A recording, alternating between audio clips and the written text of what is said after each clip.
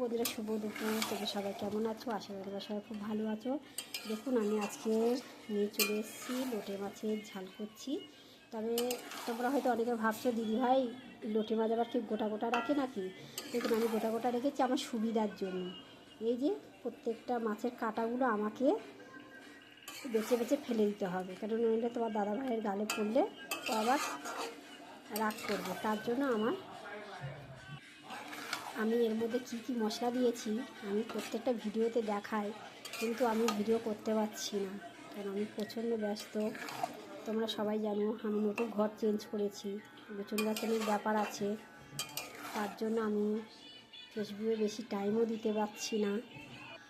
যেসব দিদি ভাই এবং দাদা ভাইরা আমার ভিডিও দেখো, কমেন্ট করো ভালো ভালো, আমার তরফ থেকে তোমাদেরকে অসংখ্য ধন্যবাদ। থ্যাংক ইউ সো মাচ যে আমার প্রত্যেকটা ভিডিও দেখার জন্য। আমার এক দিদিভাই রোজ কমেন্ট করে, তবে দিদিভাই তোমাকে আমি বলছি তোমার নামটা আমি ভুলে গেছি, পরের নেক্সট ভিডিওতে তোমার নামটা আমি বলে দেব।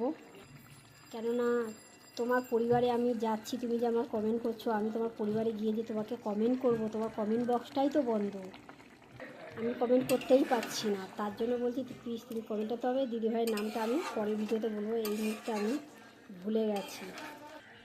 দেখুন মাছটা কাঁটাগুলো ছেড়ে যাচ্ছে, এই একটা একটা করে আমি ফেলতে থাকি।